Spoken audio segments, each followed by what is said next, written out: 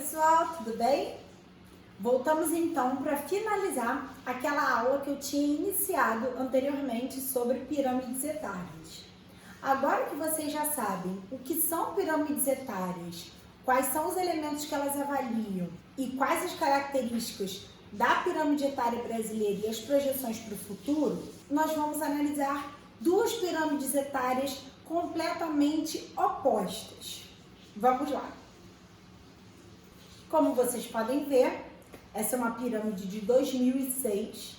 Então, essas pirâmides elas representaram esses continentes há 14 anos atrás, mas não são diferenças tão significativas a ponto de alterar tanto o formato delas em relação ao que a gente vê hoje em dia. Vamos começar pela pirâmide africana.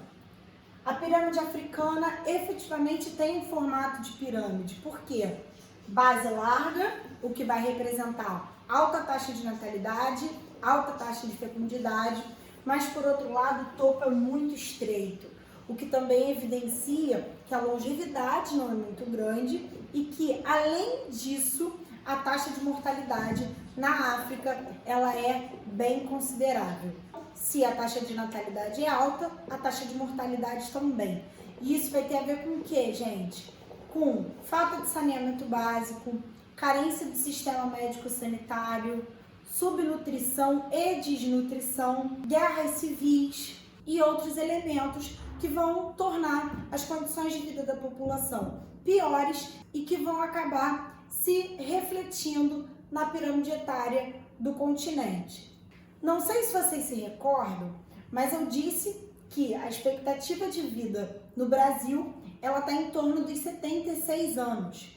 Se a gente for observar a expectativa de vida na África, a gente vai tomar um susto, porque a média dos países vai dar 53 anos. Isso mesmo que vocês ouviram, 53 anos.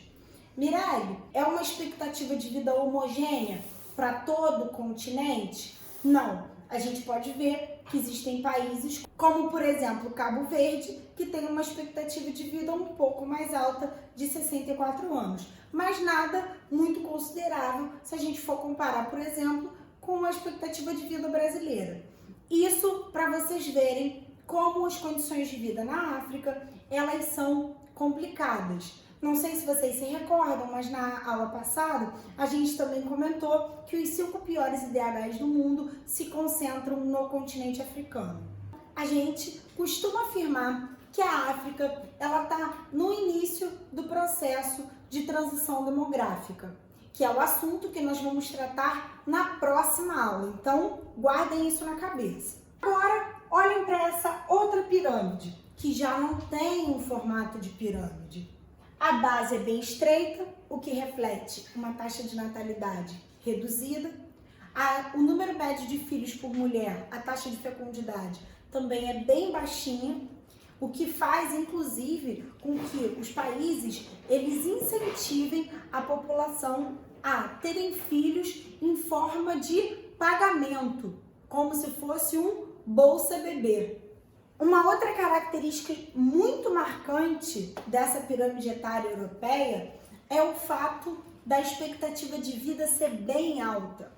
Atualmente, a Europa ela vive uma situação que nós vamos chamar de crescimento vegetativo negativo, que é quando a taxa de mortalidade ela passa a ser maior do que a taxa de natalidade.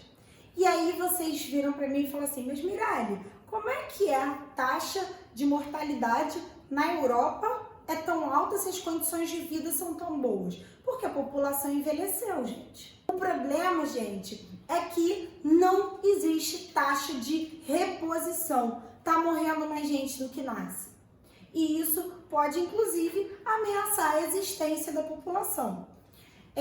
Um outro elemento que a gente pode destacar é uma questão econômica, que nós já citamos em relação às projeções brasileiras, que é a sobrecarga do Estado por conta dos não contribuintes, principalmente os idosos que recebem aposentadoria. Então, o sistema previdenciário acaba gerando um custo muito elevado para o governo.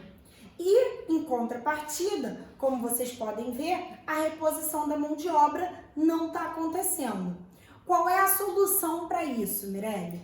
A gente pode destacar, primeiramente, o incentivo às taxas de natalidade. Podemos falar do aumento da arrecadação por meio da elevação dos impostos.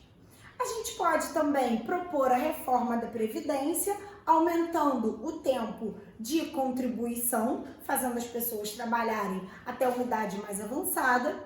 E existe uma outra forma de aumentar a mão de obra e, por fim, também aumentar o contingente populacional, que é um incentivo à imigração. Só que na Europa, especificamente, gente, isso causa um problema. Que problema é esse? O preconceito em relação ao migrante, que a gente chama de xenofobia. E como essa xenofobia ela acaba se manifestando? A população diz que os estrangeiros estão roubando os postos de trabalho dos nativos, quando na verdade isso é mentira, já que vocês já sabem que a população economicamente ativa europeia está reduzida. Claro, né, gente, que isso não é um assunto fácil. Nós percebemos que governos de extrema direita foram crescendo e que essa xenofobia foi ficando cada vez mais forte. Assim, eu finalizo essa aula mostrando para vocês essas duas pirâmides e destacando que nós vamos entrar agora numa matéria que se chama Teorias Demográficas. E uma delas é a teoria da transição demográfica, que vai explicar para vocês por que em algum momento uma pirâmide dessa passa a ficar nesse formato. Tudo tem uma explicação, gente. Por que a taxa de natalidade aumenta, por que ela diminui, como a expectativa de vida se eleva, etc, etc. Mas isso vai ficar para uma próxima aula, certo? Então é isso, pessoal. Na próxima aula, começamos as teorias demográficas. Um beijo e se cuidem.